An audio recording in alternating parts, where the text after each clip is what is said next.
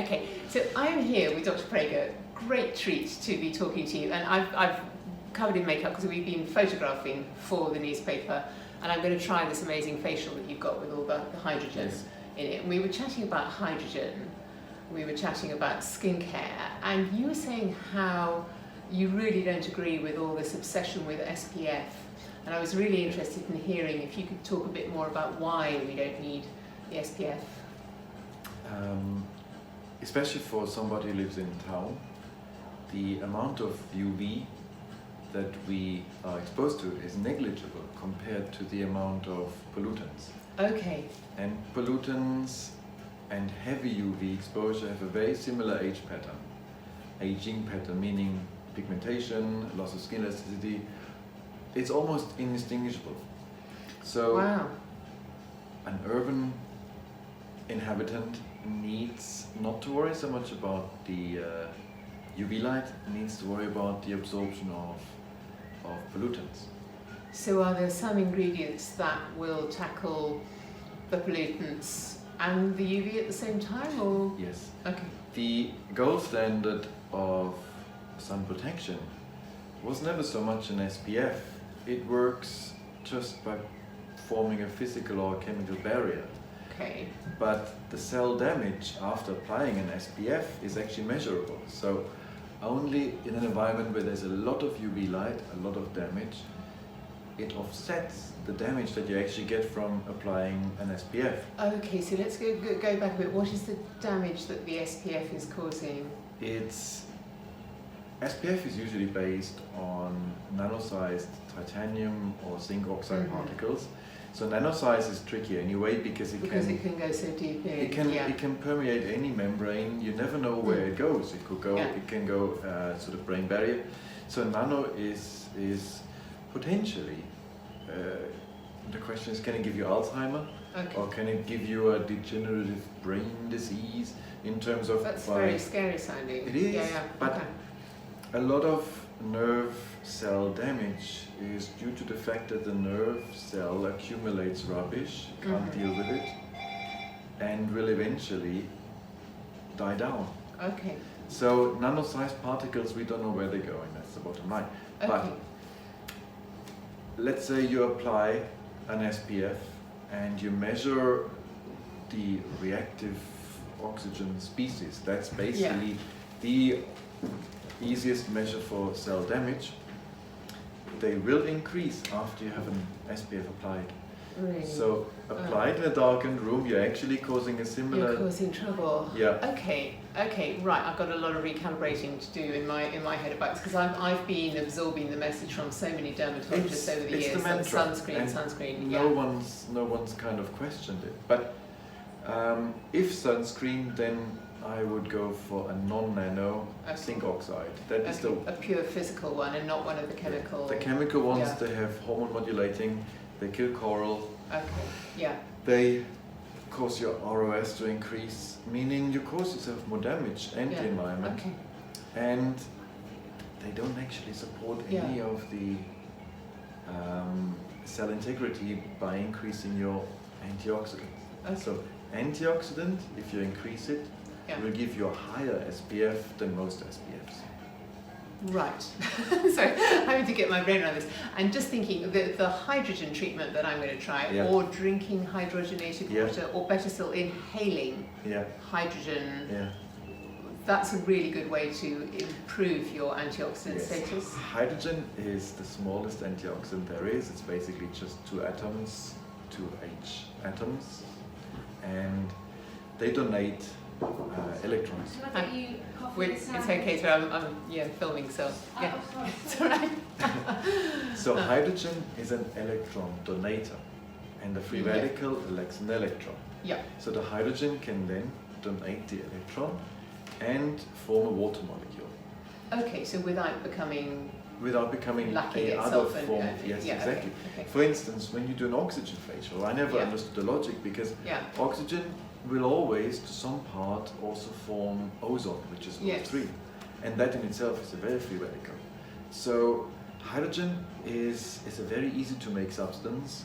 It's easy to inhale. It penetrates all organs, barriers, all cells, and it's completely harmless, but it's a very, very potent antioxidant. So we make people inhale it while they have the facial.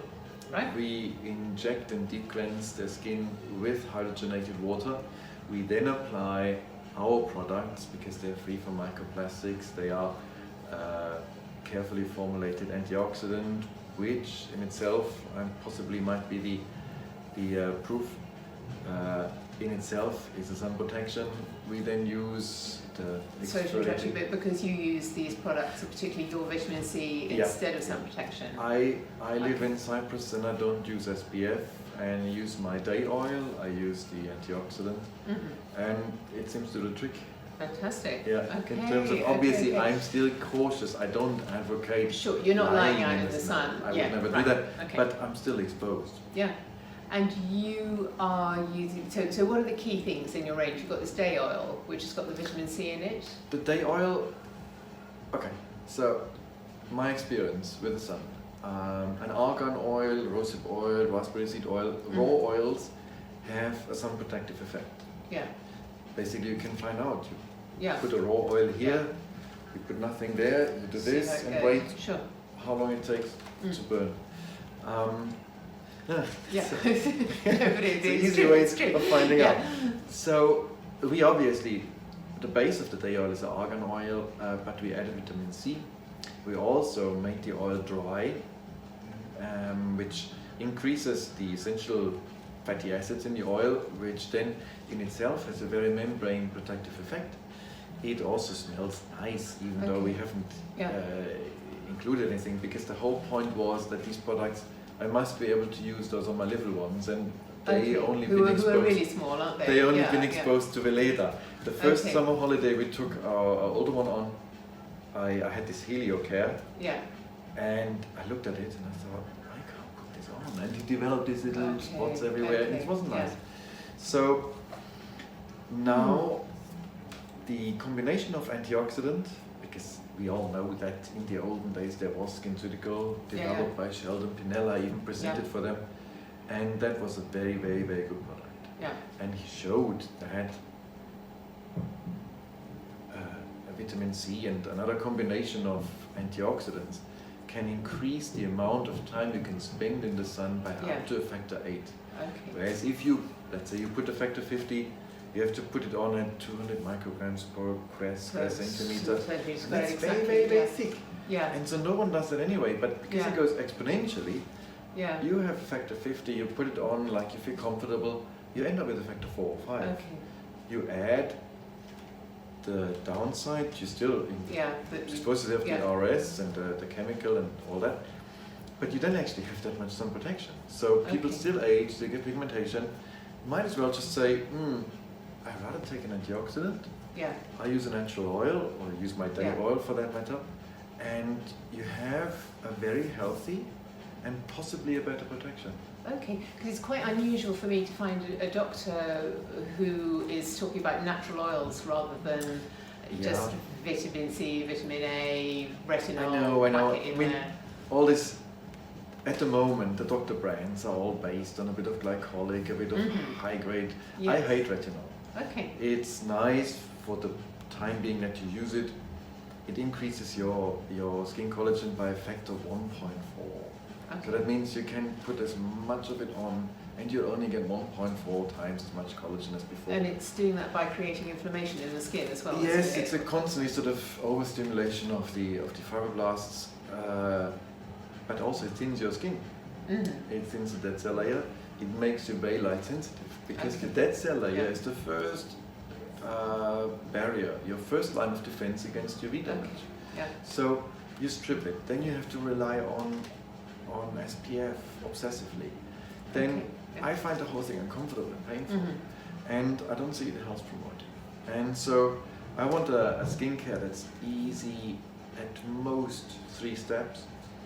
So we do have a product with an SPF in there, which is our moisturizer, but it's a very large nano-sized zinc, a low dose, but mostly because for urban environment it gives a occlusive layer. Yeah. There's two special, or two sort of chemical ingredients which which have this shield function. They're plant-based, but you want, basically, manufacturers try hard to prevent the absorption of pollutants. Okay, so that's the best way, isn't it? Yeah.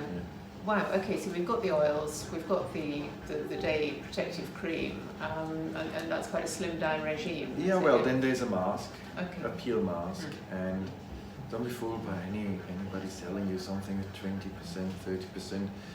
If they could, either they are grey imported, because there's no too strong, yeah, like there's no active ingredient okay. in a Lidl approved cosmetic in Europe. 10% is the max for vitamin C, for anything, any active ingredient. Oh, okay. And but they're okay. I know the products are like there is 20 vitamin and 30. C, but a vitamin C, there are people who advise their customers to have this little vitamin C, like the chemical kit where you have the powder. Yeah, yes. I mean, it's ascorbic acid, that's what I put on my jam to preserve it, but it's totally useless on the skin. Useful for bread making, But, and then we have a mask. The mask is a combination of acids, which I use after shaving because our products are obviously unisex. But I would also say it works well for inflammation, exfoliation, and then we have a night oil. The night oil contains a little bit of retinol, but there's so many different kinds of retinols, and it contains a combination of darker oils. The darker the oil, rosehip, raspberry seed, whatever, the more potential sun protective effect you have. And so at night we do a tiny retinol, enough to not peel the skin, but sufficient to provide a bit of collagen stimulation. I personally also think that you cannot undo years of damage. Most skincare or most sort of magic creams are based on silicone. They gloss over your initial... so there's simply that polyfiller smoothing effect. It's a shame because it goes into the food chain, it goes into your skin pores, and why do you want micro beads of acrylics or silicones or mineral oil derivatives on your skin? Ingredients like copolymers and... You have to be able to eat your skincare. Okay. There's not so much on my shelf that I'd want to eat. You can't do that, then don't have it. Fantastic. Well, thank you so much. And where do people get your skincare? From your website? We got a website. We sell, the only retailer we are on is Net-a-Porter and here, of course. Lovely. So, thank you so much. So much. Yeah, you have to eat your skincare.